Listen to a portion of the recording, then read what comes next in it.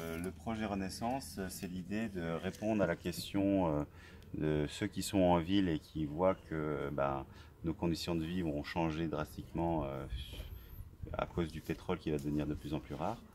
Leur répondre à leur question, qu'est-ce que je fais? Partir à la campagne et devenir néo-rural, c'est un énorme Travail psychologique aussi. travail psychologique, il faut de l'argent, enfin, tout le monde ne peut pas le faire, on peut avoir un crédit, des enfants. Et donc du coup, on va leur proposer de découvrir ce qui se passe déjà et si le cœur leur en dit, de s'investir dans des lieux existants. Donc la démarche, c'est d'abord de regrouper des gens en ville pour qu'ils décident entre eux, parce que nous, on ne va pas décider pour eux, hein, c'est entre eux d'aller aller dans un lieu où on peut apprendre à tailler le bois et puis éventuellement s'investir dedans, ou aller à un autre lieu dans les Flandres pour observer comment ils sont déjà installés, et tout ça pour nourrir leur propre projet qui peut être soit de créer quelque chose de nouveau, soit de tomber amoureux d'un lieu et hop, donner une part de leur budget vacances en fait. Tout simplement venir passer du temps pour créer du lien avec les gens et avec le budget qu'ils apportent, on pourra rendre ces lieux encore plus résilients et encore plus à même d'accueillir des gens et de les former. Thibaut et Sébastien, Voilà. vous faites d'ailleurs des jeux pour mettre en situation, faire une simulation de comment ça pourrait être d'être en campagne alors qu'on a toujours été urbain avec toutes les facilités qu'apporte la ville. Donc comment ça se passe rapidement? En fait, là, concrètement, on n'a pas avancé depuis 2 mois. En Parce fait, que on a ce qu'on a fait... commencé à faire, c'est qu'on a commencé à rassembler tous les jeux qui sont existants. Je me rapproche pour le son. Créateurs. Hop, vas-y, continue. Et du coup, à travers les rencontres de ces créateurs, c'est qu'est-ce qu'on peut en retirer pour nos propres jeux. Effectivement, pour l'instant, notre jeu en soi, il est un peu en stand-by. Mais en fait, l'idée, c'est qu'on a commencé à créer une fédération et il y a plusieurs groupes qui sont dans la France en train de créer des jeux sur cette notion d'effondrement ou de pic pétrolier ou de plein d'autres thèmes. Notamment, Thibaut et moi, on a commencé un jeu sur le PFH, sur comment gérer le PFH. Et peut-être qu'on PFH, c'est quoi? Alors, c'est soit le putain de facteur humain, ça dépend du projet, ça peut être le précieux facteur humain. Alors ça rappelle Patrick Baronnet qui effectivement expliquait qu'il est possible d'un côté d'être complètement autonome en énergie, en eau, en nourriture, mais que c'est souvent le facteur humain qui faisait des discordes, parce que la discorde c'est aussi un moyen de faire de la communication. Quand on s'ennuie, justement, on trouve des noises à son voisin et puis il se passe quelque chose. Donc voilà, l'idée ça va être aussi de peut-être faire autrement. Construire un MMFS comme aujourd'hui. Oui, Voilà. Justement, en fait, C'est quoi les petites mains en l'air? Les mains en l'air, c'est qu'on est d'accord avec ce qu'on est en train de dire. Oui, parce qu'ils inventent des nouveaux moyens de Non, communication non, ici. non, aussi. en fait, Approbation, c'est applaudir dans le langage des signes. Super, bravo. Et donc ici, on a eu un effondrement en fait. C'est ça qui a été génial, c'est qu'on a vécu un mini effondrement ici, dans le sens où quelque part dans les festivals habituels, on paye et puis il y a des petites abeilles qui s'occupent de tout et moi je peux aller monter un atelier. Sauf que ici c'est autogéré et donc les personnes qui ont construit le festival ont commencé à animer le truc, mais en fait ils sont arrivés à la limite du burn-out. Et on s'est retrouvé à dire mais en fait on va pas pouvoir manger ce soir parce que tout le monde est KO et il faut que les participants, comme c'était prévu, s'y mettent aussi en fait. Et pour la petite histoire, ce qui est très drôle, c'est que l'équipe s'est mise en marche et là, plus de butane au milieu de la cuisson.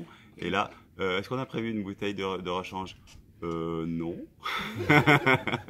Voilà. Donc, Super. et maintenant, je constate que il y a un élan collectif qui fait vraiment plaisir à voir. Et en fait, c'était une mini école de l'effondrement. Il faut vivre pour faut le savoir. vivre. Voilà. On va voir comment on peut répéter l'expérience. Alors, est-ce qu'on peut faire un très rapide tour de table parce que je vois qu'il y a quand même pas mal de participants. Je ne veux pas non plus trop interrompre votre séance. Et je pense que là, il y a des personnes qui font déjà des écolieux, c'est ça? Nous, on est sur la création d'un écolieu, oui, sûrement. On va surtout essayer d'orchestrer la création d'un lieu commun et de transmission de savoir autour premièrement des métiers d'antan, puisque c'est ce que je fais. Je suis charpentier. On aimerait accueillir des forgerons, des personnes qui travaillent le cuir, des tailleurs de pierre et tout autre type de métier ancien pour retransmettre vraiment à notre public, aux gens qui le désirent, le fait de travailler avec leurs mains, avec des outils et de ne pas avoir besoin de tout le système électroportatif. Donc c'est même plus le pétrole, pour nous ça reste carrément l'électricité, c'est de se passer un petit peu de tout ce qu'on a sous les yeux et qui est conventionnel aujourd'hui pour la construction, pour remettre au jour les techniques de construction anciennes qui sont à notre goût un petit peu le futur, moins dépendantes et bien plus écologiques en tout point, que ce soit pour le travail avec les bêtes, le travail avec l'humain, le fait de reprendre confiance en soi à travers du travail, de reconnecter avec la nature, avec les matériaux. Donc ça c'est l'activité professionnelle, et puis derrière ça serait d'accueillir surtout un large public qui viendrait des villes pour leur permettre de se rendre compte qu'il se passe autre chose et que le changement il se fera automatiquement à travers la campagne et à travers les lieux de communauté, de transmission de savoir. Super. Ouais. Est-ce que quelques... Ce serait bien de... Pat, est-ce que tu voudrais présenter tes projets? Rapidos, oui, c'est sur le cohabitage que je suis actuellement. D'accord. Oui, cohabitation, si vous voulez. Ouais. On a 55 unités qu'on va construire. En 2020, on va déménager. Je m'occupe de tout ce qui est espace à partager, à part les unités individuelles. Et deuxièmement, j'ai travaillé dans un réseau de vente directe bio, petite ferme agricole familiale, pour une vente directe qui leur permet, avec un système, de survivre. On est avec 200 entreprises maintenant. Et ça permet de ne plus collapse, comment ça s'appelle? L'effondrement de notre communauté paysanne qui est à combien? 1250 entreprises par année qui s'arrêtent. Oui, un suicide tous les 2 jours. Voilà, ça reste 10 ans et on a actuellement en Belgique, je pense, 18 000 qui restent. Okay. Et vous avez déjà sauvé des 65, oui. Qu'est-ce qui se passe au niveau de la régénération des sols? Parce qu'on a aussi, ce qu'il y a autour de la table, des gens qui s'occupent de ça. Régénérer les sols, c'est simplement parce qu'il y a aujourd'hui un problème de fertilité, sans tout ce qui est produits chimiques. Alors que bon, moi je fais la promotion du chanvre pour justement régénérer aussi les sols. Alors quel est votre avis là-dessus? Est-ce que vous pouvez vous présenter un peu? Parler fort aussi. Ouais, donc moi c'est Jérôme du coup. Et en fait j'ai ouvert dans le sud de Toulouse un jardin pédagogique qui s'appelle le Jardin d'Essence, avec un parcours de mini-golf. D'accord. Et du coup le but en fait c'était de créer un lieu ludique et pédagogique avec un impact positif sur la biodiversité. Donc le but c'était de créer un maximum de lieux de vie du coup pour les insectes et la biodiversité.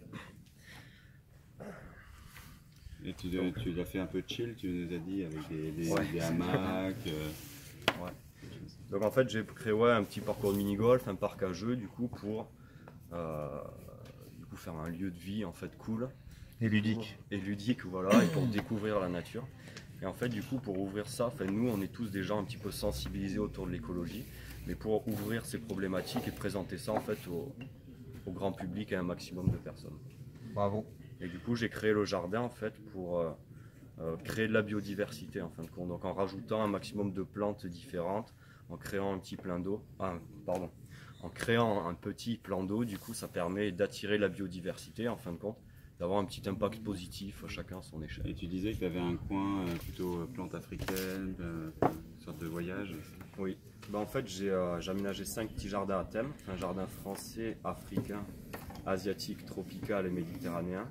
Du coup, pour en fin de compte que les gens puissent découvrir les différents types de jardins qui sont faits sur la planète et en fin de compte voyager, ouvrir leur esprit un petit peu à différentes choses. Tout ça en gardant ce fil directeur qui est la transition un petit peu écologique. Ça y est. Bon, écoutez, merci à tous. La vidéo va se terminer. Bravo à vous. Et on répète que du pétrole, on en trouve encore. C'est pas le problème de trouver du pétrole, c'est simplement la raréfaction des investissements et je vous assure que ça va se raréfier très vite, je pense vers fin décembre. Allez, merci à vous.